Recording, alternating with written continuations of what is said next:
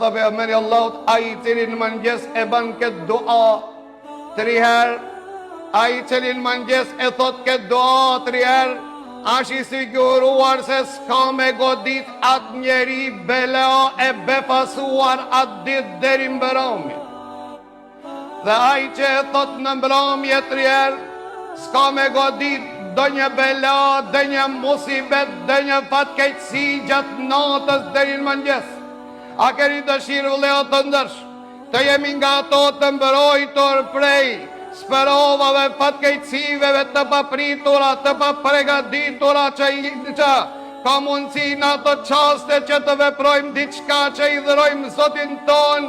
Pra vëllezër të ndërshëm, thonte Othman ibn Affanim, me veshtemi e kam dëgju pejgamberin Allahu duke thonë, ai i cili e bën këtë dhikr, këtë dua në mëngjes, Bismillahilladhi la yadurru ma ismi shay'un fil ardi wala fis sama wa huwa as-sami'ul alim. Bismillahilladhi la yadurru ma ismi shay'un fil ardi wala fis sama wa huwa as-sami'ul alim.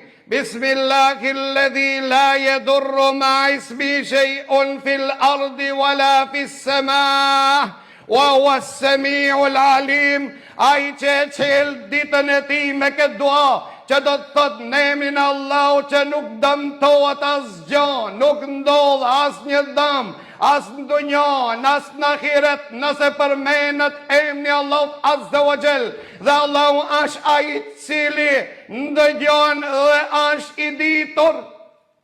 Të nditur je i mbrojtur nga çdo fatkeqësi e papritur.